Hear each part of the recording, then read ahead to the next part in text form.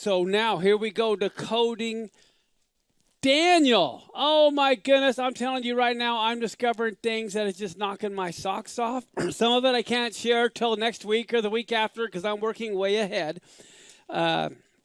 Mind-blowing.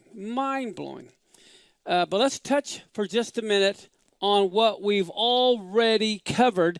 Daniel 1, 2, and 3. Daniel 1 is when Nebuchadnezzar besieges Jerusalem, and he takes the children captive. Daniel, Hananiah, Mishael, and Azariah changes their names. Isn't that interesting? A new master wants to change your name. And as we submit to the Messiah, he's going to give us a new name, it says in the book of Revelation. Mine's been Henri, but so I need a new name. Then, Daniel chapter 2 and 3 concerns the second year of Nebuchadnezzar. We have his dream of this image, and everyone's familiar with that. And then the three Hebrew children don't worship the image, and it's the story of the fiery furnace. Then comes Daniel chapter 4. That's what we're going to be covering today, where judgment now falls on Nebuchadnezzar. So let's begin with Daniel chapter 4, verse 1 through 3.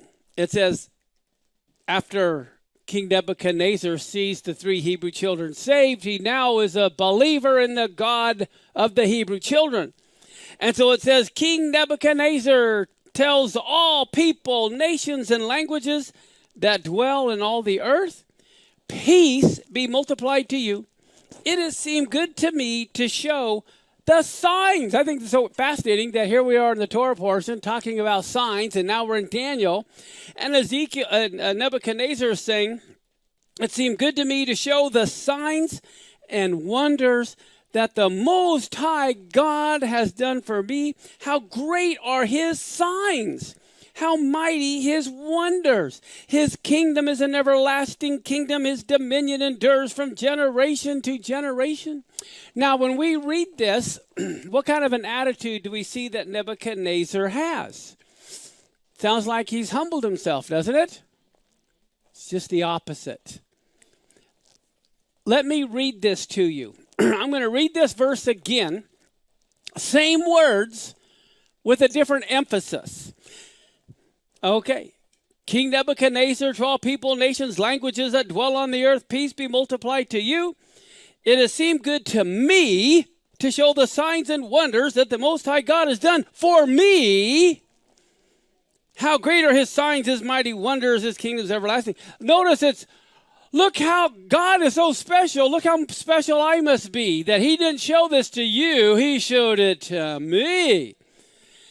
And so it's amazing. And so he is so filled with pride that God has to now take him down. See, it's kind of fascinating when you look at this. It's like, look what God has done. And how often sometimes the Christians sometimes do the same thing. I must be special. Well, listen to Psalms 73, verse 3 through 9. This is David. And this is Jeremiah. In Jeremiah, if you recall, Jeremiah wants to argue with God. And he says, God, I know you'd win any argument, but I got a question. Why do the wicked prosper? Why do they get planted and the roots go deep and they bear fruit and you allow it? That was Jeremiah's question. Well, David had the same question 500 years earlier. And look what David found out. He says, I was envious of the arrogant when I saw the prosperity of the wicked. They have no pangs until death. Their bodies are fat and sleek. They're not in trouble as others are. They're not stricken like the rest of mankind. Therefore, pride is their necklace. Violence covers them as a garment.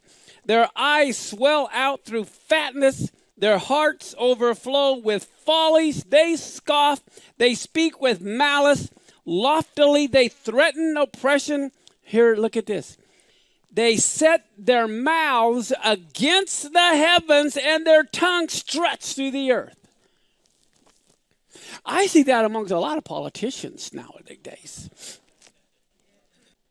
We are now in the 80s, the 57 80s, and 80 is pay, the mouth. This is the decade where God is going to deal with the mouth. Fascinating. Okay, but let's go back to Daniel 4:4-7. Nebuchadnezzar, he's at ease. He's prospering in his palace. What could go wrong? And what does he do? He sees a dream. This is what we just read. And he becomes like a beast, which is what we just read. But he says this, I had a dream that made me afraid. As I lay in bed, the fancies and the visions of my head alarmed me. So I made a decree that all the wise men of Babylon should be brought before me, that they might make known to me the interpretation of the dream. Then the magicians, the enchanters, the Chaldeans, the astrologers came in. I told them the dream, but they could not make known to me its interpretation. Now, to understand, they gave him all kinds of interpretations. It's not that they didn't give any interpretation. He was looking for the interpretation.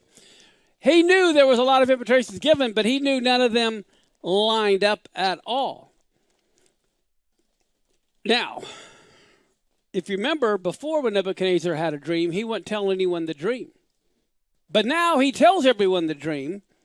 But when Daniel comes in, he doesn't require that. And so what do we see? The reason why they say Nebuchadnezzar didn't ask Daniel at first was because Nebuchadnezzar did acknowledge that God was the God over all the earth, but he felt he was over the other gods, over the nations. And so he felt like he didn't want to bother Daniel and the big God if these necromancers who had the local gods could interpret it. All right? But now he realizes no one can interpret it. And so in Daniel 4:8-9, he says, at last Daniel came in before me, he who was named Belteshazzar, after the name of what? My God. Can you imagine? Daniel has to walk around with the name of a god, and it's Nebuchadnezzar's God. But if you'll notice, all through the book of Daniel, he's always called Daniel, whose name was. The only time he's actually called that name is when Nebuchadnezzar is talking directly to him. Otherwise, everywhere in Daniel, he's always known as Daniel, whose name was. But anyway, going on, it says, and in whom is the spirit of the holy gods? And so I told him the dream, saying, O Belteshazzar, chief of the magicians, because I know that the spirit of the holy gods is in you, no mystery is too difficult for you. Tell me the visions of my dream that I saw and their interpretation. And so in verse 10-12, Nebuchadnezzar is telling Daniel his dream vision. And he says, the visions of my head as I lay in my bed were these. I saw, and behold, there was a tree in the midst of the earth, and its height was great. The tree grew and became strong, and its top reached to heaven and was visible to the end of the whole earth. Can you imagine a tree so big? You could see it from the ends of the whole earth. Its leaves were beautiful, and its fruit were abundant, and in it was food for all. The beasts of the field found shade underneath it. The birds of the heavens lived in its branches, and all flesh was fed from it. But then look what happens in verse 13-16. I saw in the visions of my head as I lay in bed. He was at ease, see? And behold, there was a watcher, a holy one coming down from heaven. He proclaimed aloud and said this, chop down the tree and lop off its branches, strip off its leaves, scatter its fruit. Let the beasts flee from under it and the birds from its branches. But leave the stump of its roots in the earth and bind the stump, it says, with a band of iron and bronze and amid the tender grass of the field. And then all of a sudden, it transitions from a tree, turning it into a human. All of a sudden, we see it. The tree becomes a human. It says, let him be wet with the dew of heaven. Let his portion be with the beasts in the grass of the earth.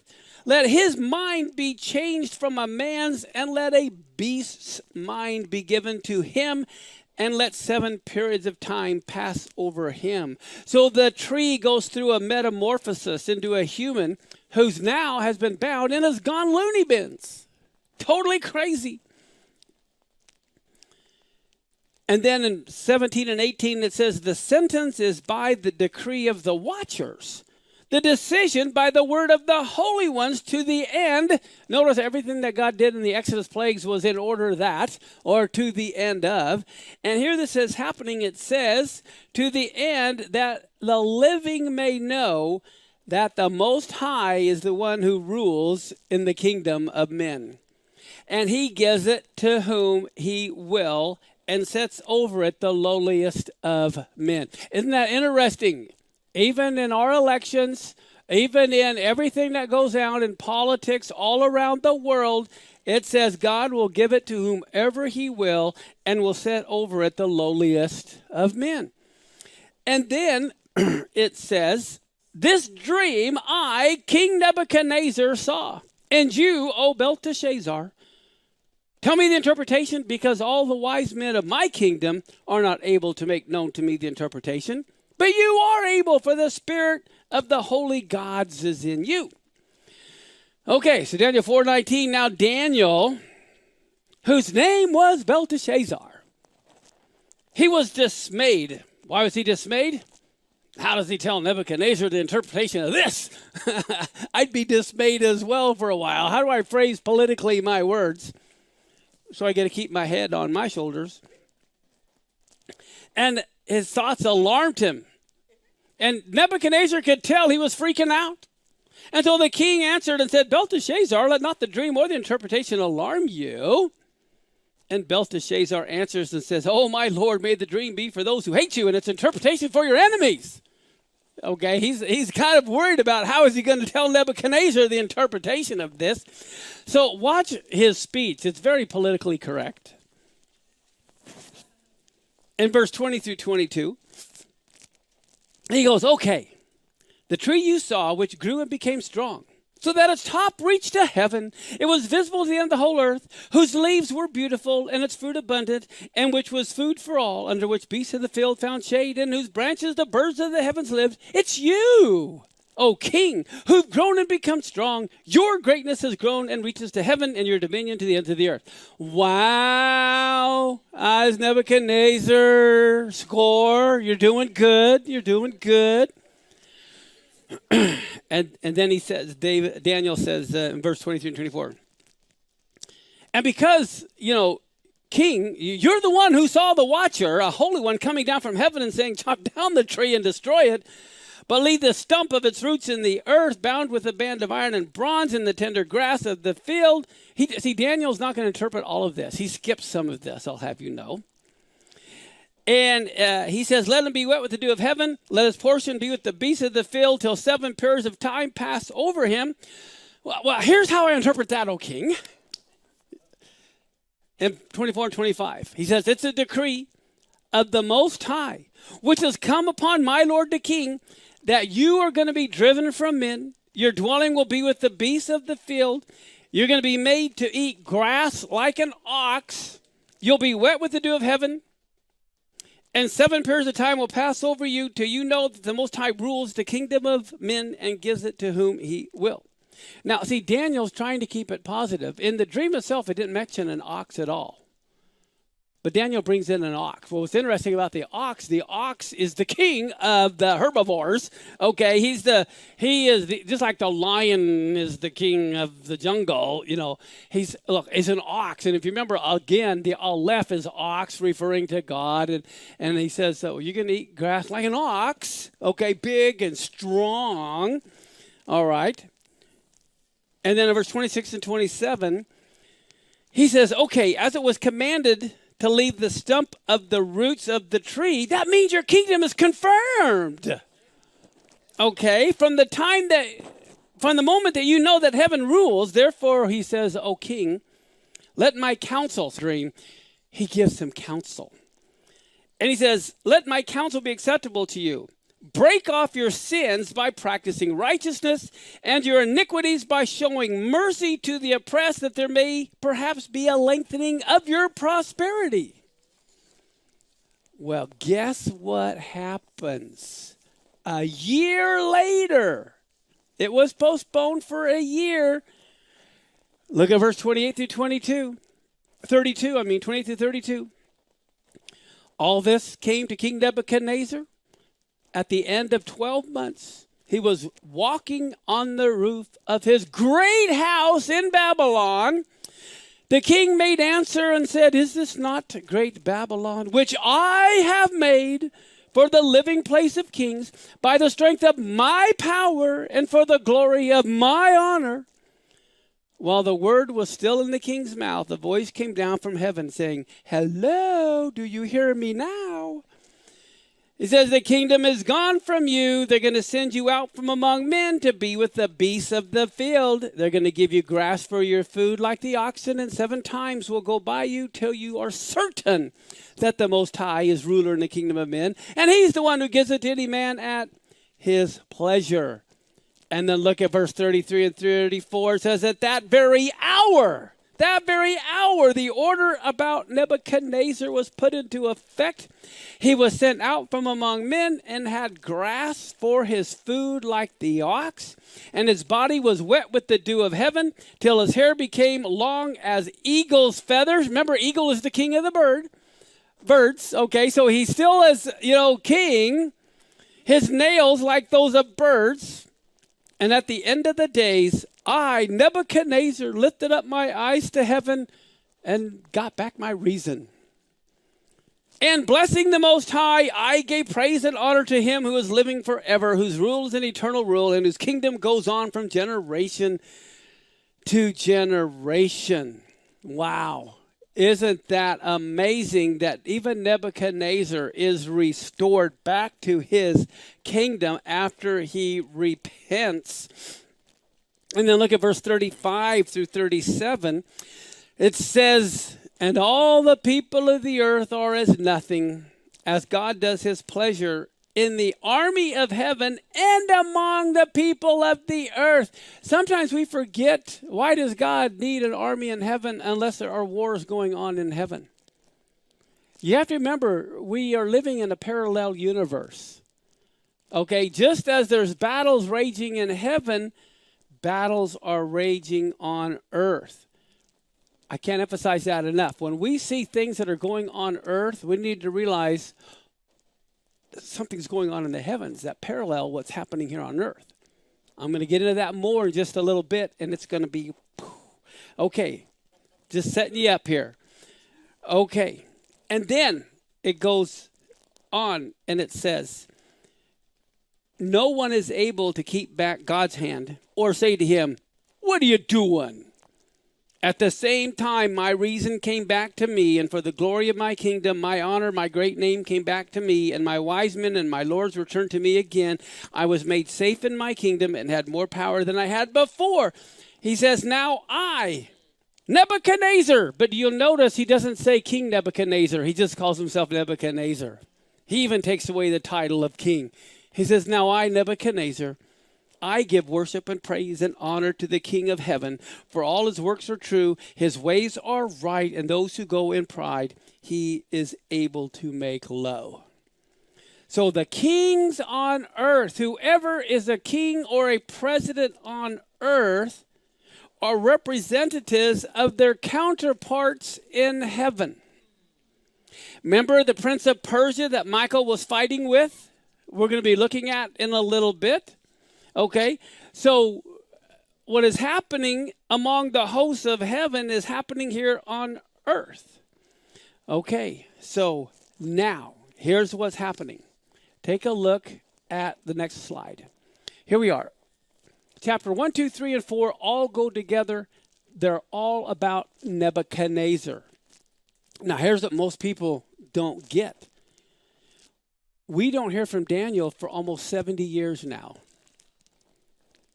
And then the next 3 chapters all have to do with Belshazzar. So the first 4 chapters all have to do with Nebuchadnezzar. The next 3 chapters all have to do with Belshazzar. And then the next 3 chapters all have to do with Darius the Mede.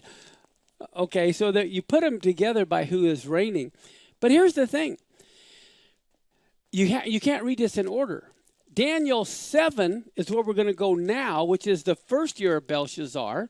Then we go to Daniel 8, which is the third year of Belshazzar. Then we got to jump back to Daniel 5, which is the last year of Belshazzar with the handwriting on the wall. So what we're going to do is jump now into Daniel 7, where he has the vision of the lion, the bear, there's a leopard with 4 wings, and then this monster he can't even describe. And then 2 years later, in the third year of Belshazzar, he has the dream of the ram, the goat, these 4 horns, and a notable horn. But all these all go back again to the initial dream of 70 years earlier concerning Nebuchadnezzar and the image. These are just repeats. Now, why is he having a repeat of those dreams at this time with Daniel 5 with the handwriting on the wall? Okay, well, 70 years earlier, when he's just a teenager, he sees the coming powers. After Babylon comes the Medes and the Persians.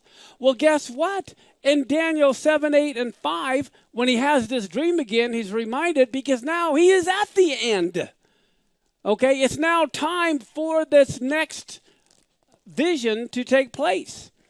And so let's go. This time, Nebuchadnezzar, remember, saw it with an inanimate object of an image. But now, Daniel sees the same dream, but it's with animals. So let's look at Daniel 7, 1 through 3. Here it is now. Nebuchadnezzar is long gone.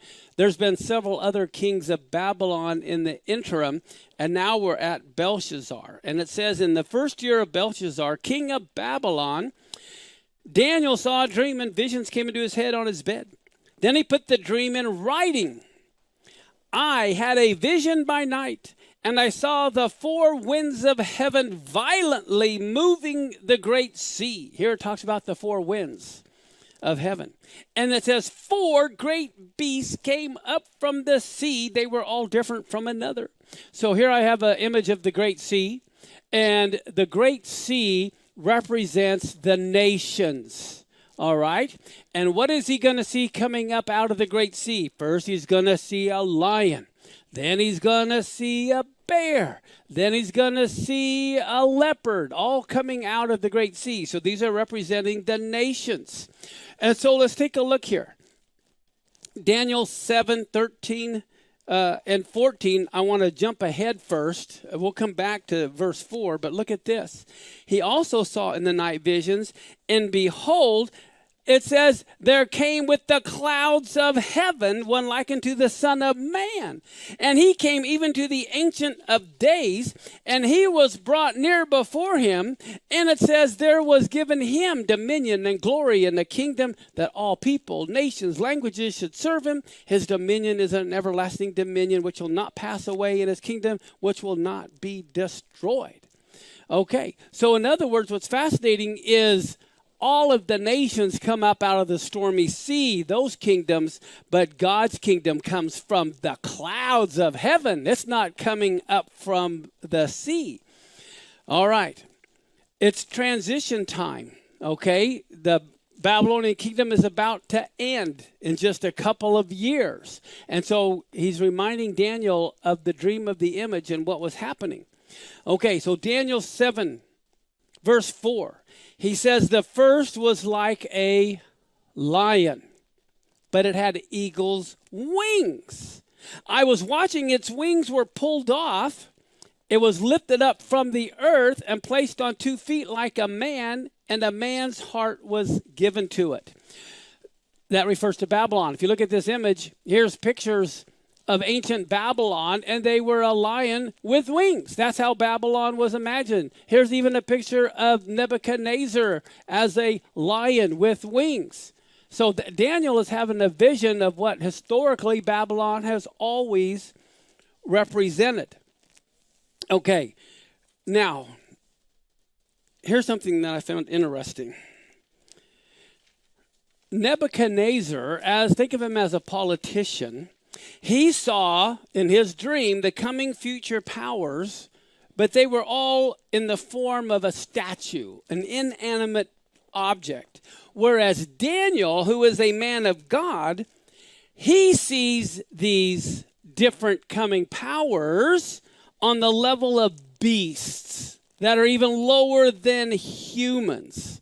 Okay, the thing about the nations, they're always referred to as beasts. Why? Because they're always looking downward and never upward toward God. And as part of animate creation, Daniel sees the moral nature of these coming kingdoms. Nebuchadnezzar just sees the nature, but Daniel sees their moral capacity. So, as a matter of fact, referring to Babylon as the lion, listen to Jeremiah chapter 4, verse 6 and 7. It says, set up a standard toward Zion, put yourselves under covert, stay not, for I'm going to bring evil from the north and a great destruction. Here it is, a lion, referring to Babylon, has gone up from his thicket. A destroyer of nations is set out, gone from his place to make your land desolate, that the cities may be laid waste without inhabitant. So here we see in Jeremiah's day, which is around 600 BC, Babylon is compared to a lion. Okay, just like in Daniel's dream. But do you know what happened 1,000 years before that even? Look at Deuteronomy. Chapter 28, verse 49 and 50, when God is prophesying about Babylon. 1,000 years earlier, it says, the Lord will bring a nation against you from far away, from the ends of the earth, swooping down like what? An eagle. And this lion has eagle's feathers. Now, the eagle is representative of pride and its loftiness. This is what Babylon was known as. Well, now comes Persia, the bear, in Daniel 7:5. It says, I saw another beast like a bear.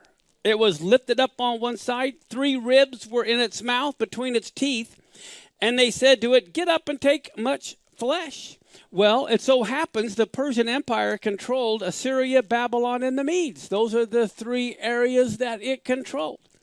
And then after this comes Greece in Daniel 7:6. After this, I saw another beast like a leopard, which had on its back 4 wings like those of a bird. We know those 4 wings represent the 4 generals that took place after Alexander the Great had died. It says the beast had 4 heads. The power of a ruler was given to it.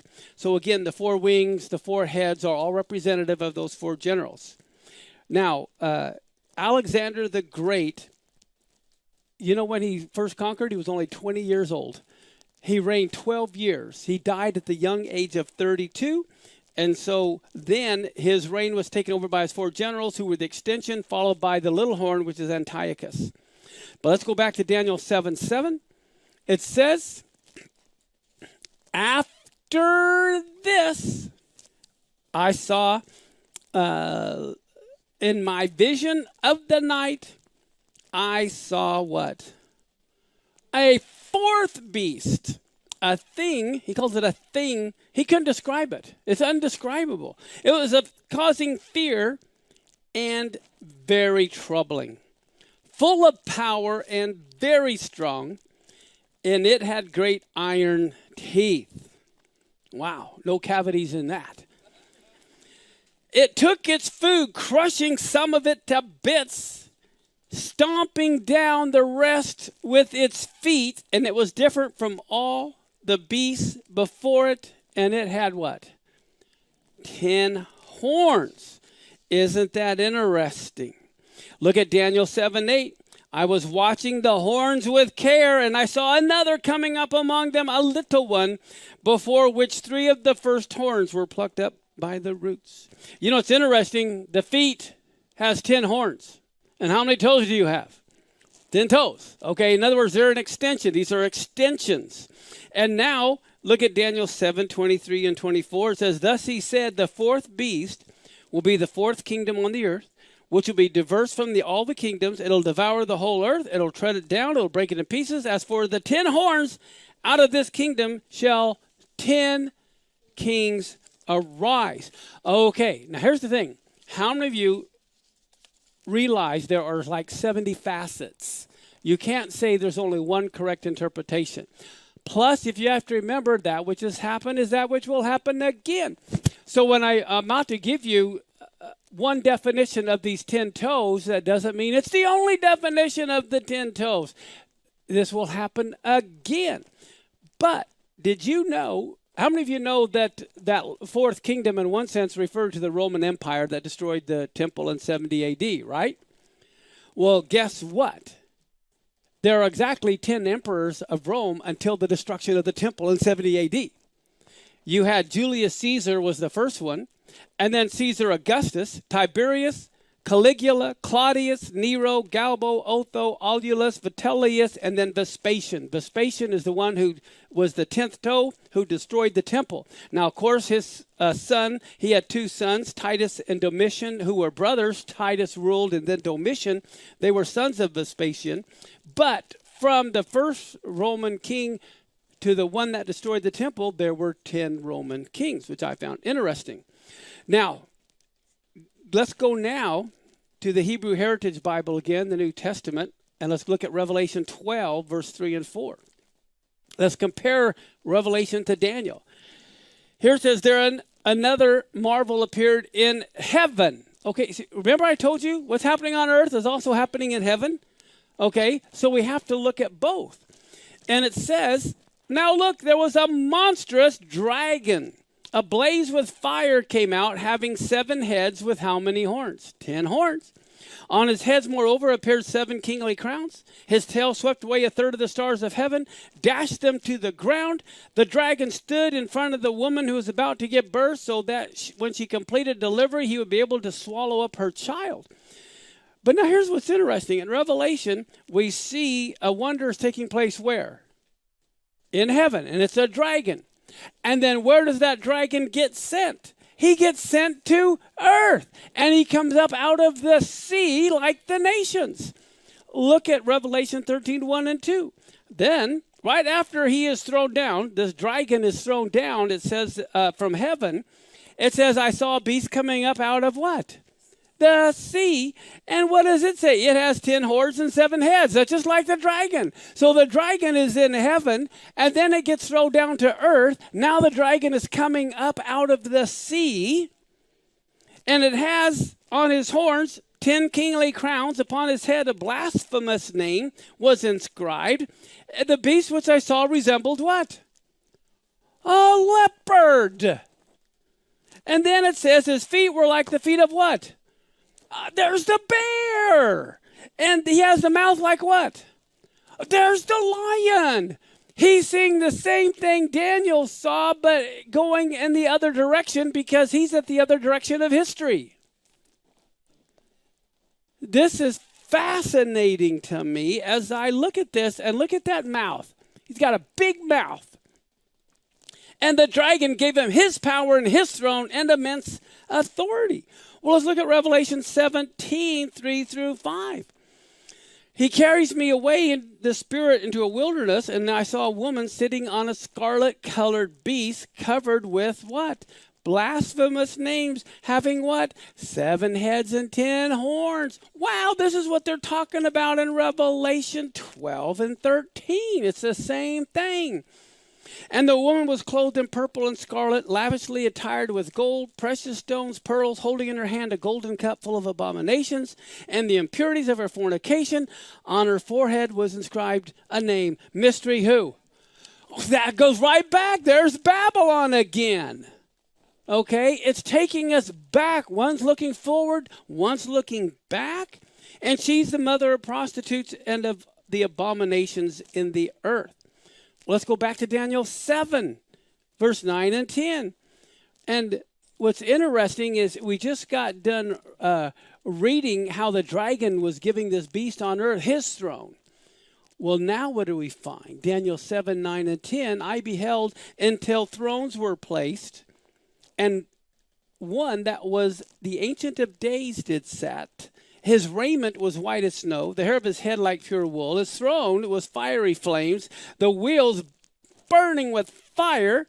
A fiery stream is issuing and came forth from before him.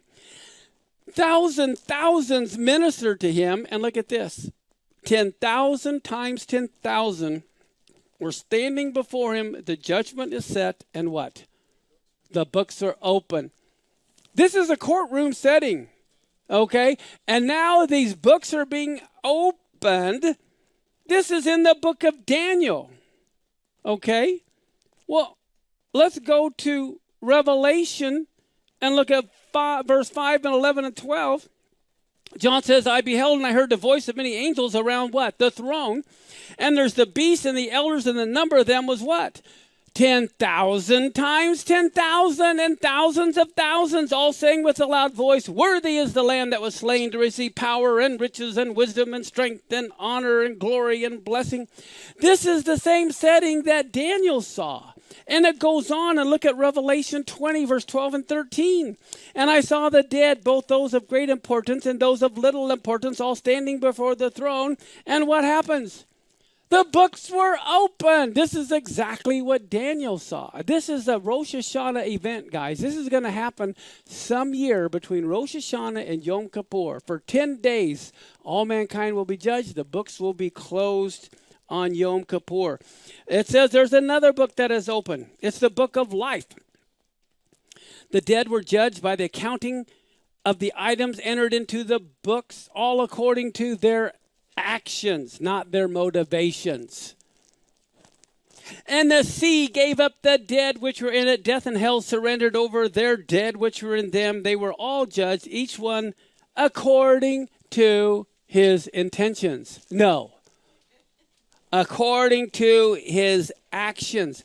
One of the commentaries I read said concerning the final judgment, when even the wicked dead are raised, they asked, why are the wicked dead raised? And they said it's so they have to watch the reward of the righteous take place. Well, guess what?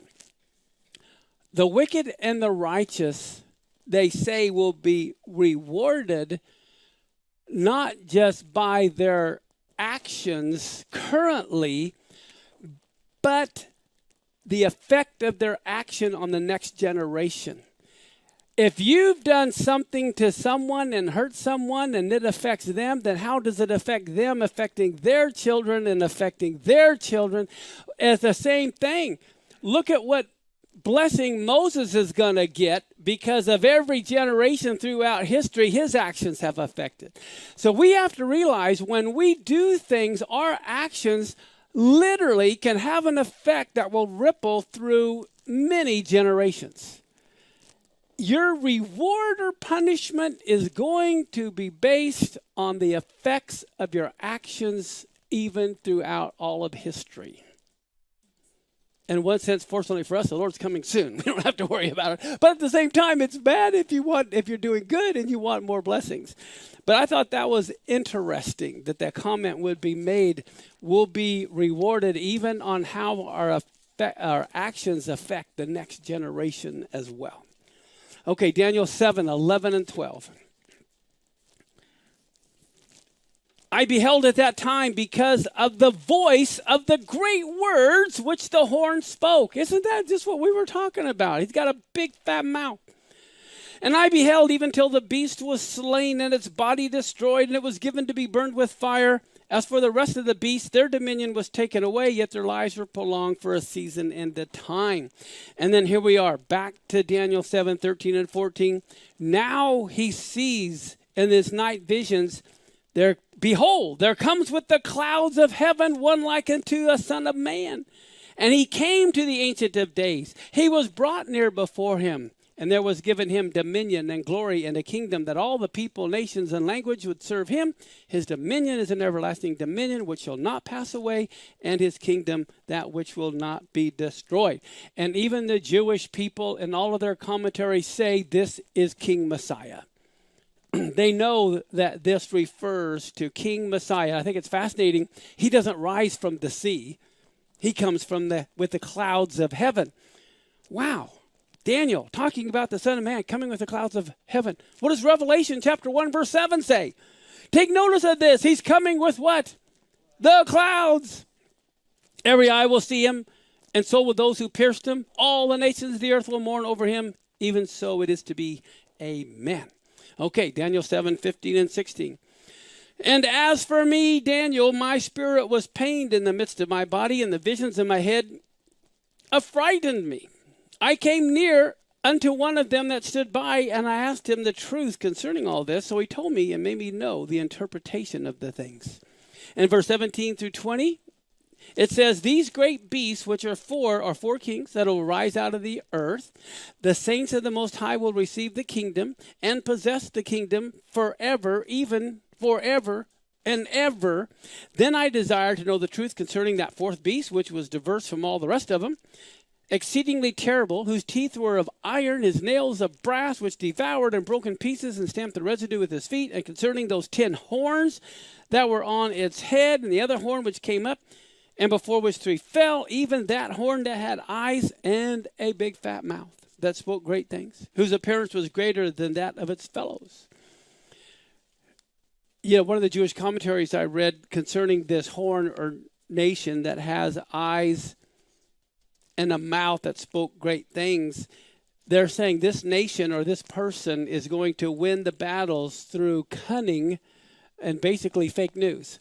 Okay, this is going to be won not on the battlefield with military. It's going to be won through persuasion of his mouth and the eyes of understanding, knowing how to conquer without a military. Now, Daniel 7:21-23. He says, I beheld, and the same horn made war with the saints and prevailed against them until that Ancient of Days came, and judgment was given for the saints of the Most High. And the time came, and then the saints possessed the kingdom. Thus he said, the fourth beast will be a fourth kingdom on the earth, which will be diverse from all the other kingdoms. It'll devour the whole earth, tread it down, and break it in pieces. And then verse 24-26. As for those 10 horns, out of this kingdom will 10 kings arise. Another will arise after them, and he'll be diverse from the former, and he'll put down 3 kings. And what is he going to do? He's going to speak words against the Most High. He'll wear out the saints of the Most High, and he's going to think to change the seasons and the laws, and they will be given into his hand until a time and times and half the time. But the judgment will sit. His dominion shall be taken away to be consumed and to be destroyed unto the very end. Our closing verse here now, Daniel 7:27-28.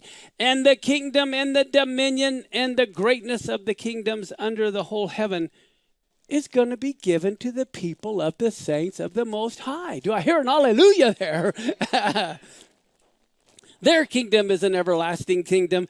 All dominions shall serve and obey them. Here is the end of the matter. And as for me, Daniel, my thoughts much affrighted me, and my countenance was changed in me, but I kept the matter in my heart. All right. So there we go.